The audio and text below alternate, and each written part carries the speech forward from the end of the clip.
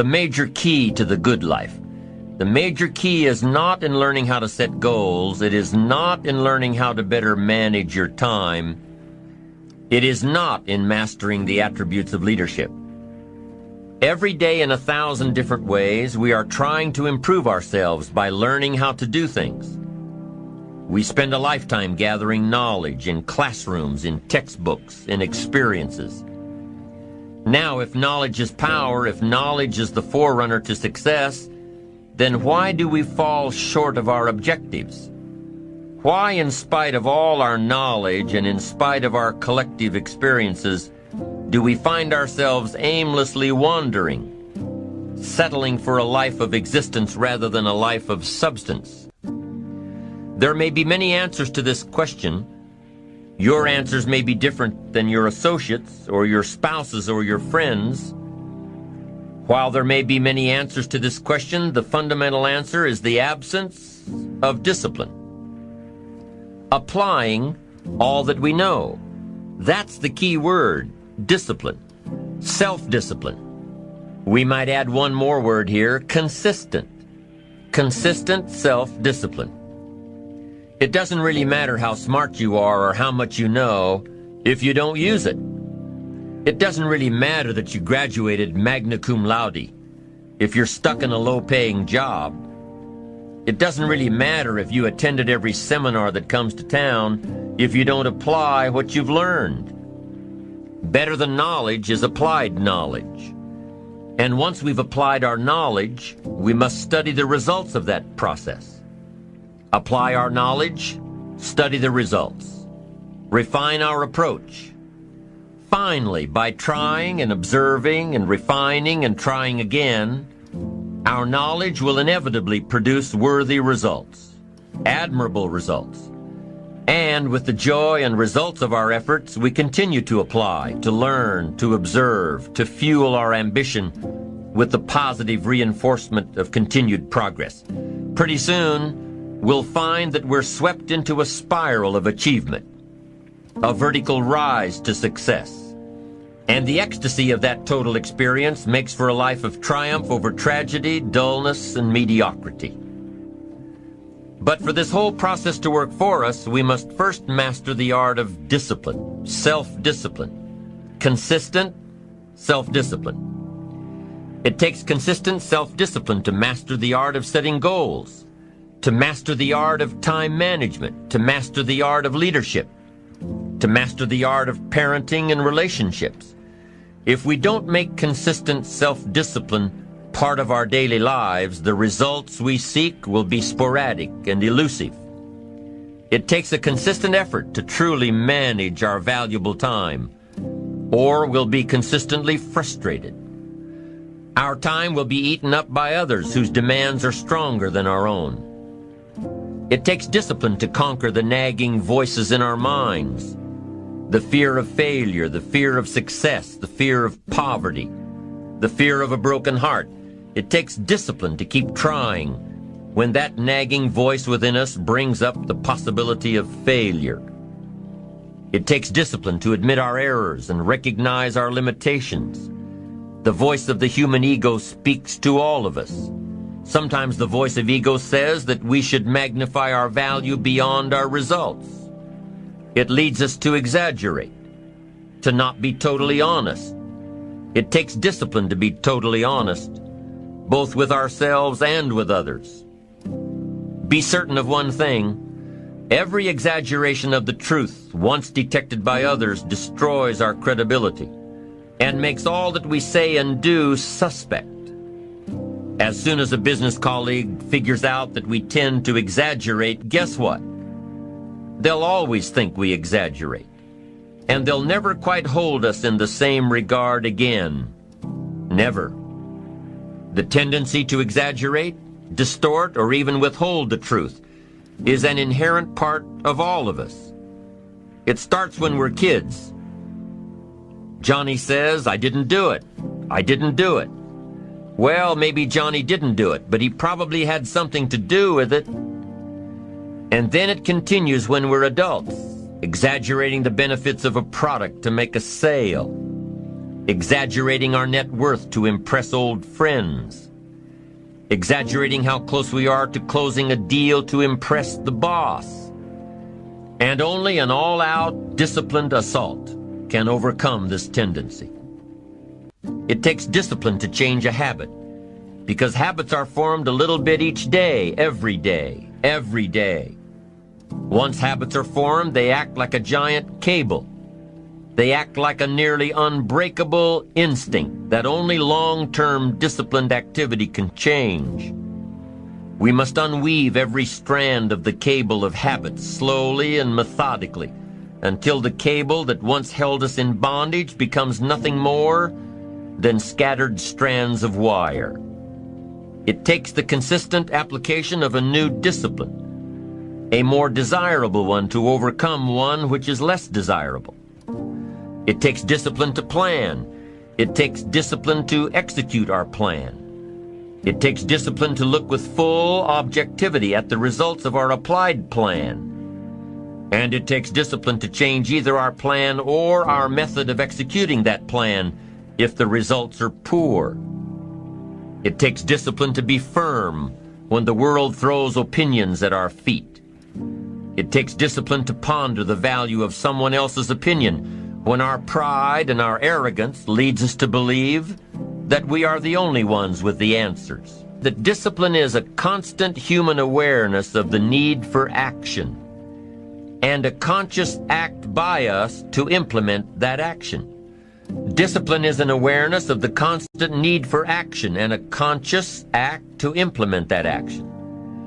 If our awareness and our implementations occur at the same time, then we begin a valued sequence of disciplined activity. Now here's the other side of discipline. If there's considerable time that passes between the moment of awareness and the time of our implementation, then that is called procrastination. Procrastination, doing it tomorrow instead of today. Procrastination, an almost exact opposite of discipline. The voice within us says, get it done. Discipline then says, do it now. Do it to the best of your ability, today, tomorrow, and always, until finally the worthy deed becomes instinctive. Procrastination says later, tomorrow, whenever I get a chance. Procrastination also says, do what is necessary to get by or to impress others. Do what you can, but not what you must. In every circumstance we face, we are constantly presented with these two choices. Do it now or do it later. Discipline and procrastination. A choice between a disciplined existence, bearing the fruit of achievement and contentment, or procrastination, the easy life for which the future will bear no fruit, only the bare branches of mediocrity. The rewards of a disciplined life are great, but they're often delayed until some time in the future. The rewards for the lack of discipline are immediate, but they are minor in comparison to the immeasurable rewards of consistent self-discipline. An immediate reward for lack of discipline is a fun day at the beach. A future reward of discipline is owning the beach. For most, we choose today's pleasure rather than tomorrow's fortune. So how can you get rid of the easy distractions? How can you keep your mind on what you're trying to do? How can you keep an attitude of doing it all and doing it now? How can you make the choice of discipline over procrastination? How can you stay focused on your ambitions? How can you avoid conversations at the water cooler? You can keep your focus on your work. You can get it done today instead of tomorrow. You've got to really work on your consistent self-discipline on a daily basis, or you'll find yourself distracted. Distracted by negative thoughts, distracted by negative people, distracted by water cooler chatter, and pretty soon, depending on the type of people you've associated with, distracted by your doubts within yourself. Never underestimate the power of influence and associations. And never underestimate the power of your own consistent self-discipline. Now let's take a closer look at discipline, at the 3 steps to becoming disciplined. First, true discipline is not the easiest option. Most people would rather sleep until 10 o'clock than get up at 6. It's easier to go to bed late, sleep late, show up late, leave early. It's easier not to read. It's easier to turn on the television than to open a book. It's easier to do just enough than to do it all. Waiting is always easier than acting.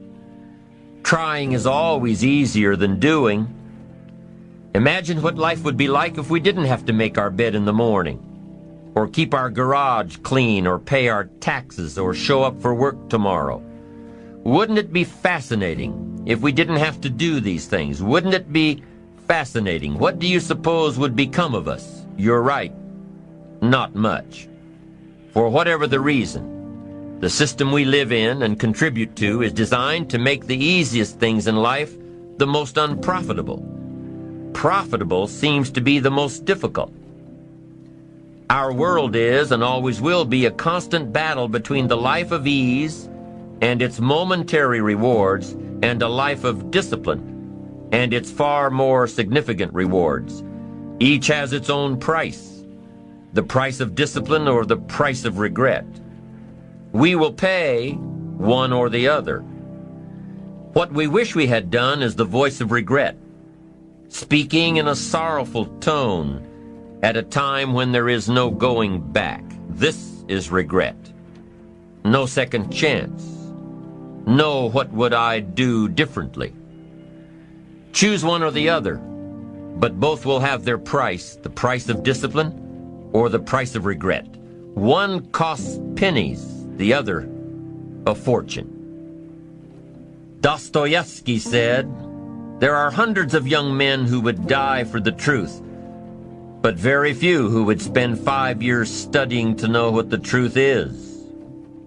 Dying for the truth is much more dramatic than the discipline of studying it one little piece at a time, one day at a time, 1 month at a time.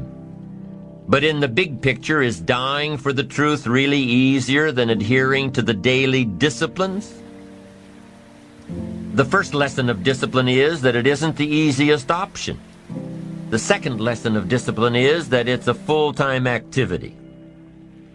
And we've said that the best form of discipline is consistent self-discipline. You see, the discipline that it takes to make your bed every day is the same discipline necessary for success in the world of business. The discipline to organize your garage is the same discipline to organize your business. All disciplines carry through to affect all parts of our lives. If we're disciplined in just one area and lazy in another, guess what? Pretty soon, the lazy side will creep in and destroy the disciplined side. The bad habits in one area of our life will eventually destroy our self-discipline in the areas we've been working on. Consistency cannot be inconsistent. Discipline is the mind being trained to control our lives. Discipline is a set of standards which we've selected as a personal code of conduct. Discipline is imposing on ourselves the requirements for honoring these standards.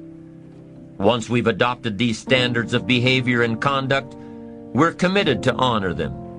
And if we don't, then there can be no disciplined activity. We find ourselves announcing our standards to our relatives, our friends, our associates. We shout our beliefs and condemn those who believe any differently, but then we don't walk the talk. We end up acting in a way far different from the beliefs we've shouted. We tell our kids that the TV is rotting their minds, yet we spend our evenings in front of it. We tell our employees that they must take advantage of every minute of the working day, yet we spend 3 hours at lunch. Do as I say, not as I do. This is inconsistent. This leads to a loss of credibility among those who watch us. And more importantly, this leads to a loss of credibility within ourselves. The only thing worse than one who is inconsistent in applying their self-imposed disciplines is one who has never considered the need or the value of discipline at all. These people seem to wander aimlessly, changing procedures, changing standards, changing loyalties, and shifting frequently from one commitment to another, leaving behind a trail of broken friendships, unfinished projects, and unfulfilled promises, all because of a discipline that was either non-existent or imposed so infrequently that it was ineffective. Here's the third step to becoming consistently self-disciplined. Number one is realizing that discipline isn't the easiest option. Number two, discipline is a full-time activity, day by day, every day. And the third step to becoming self-disciplined is really a philosophy that holds one of life's unique promises.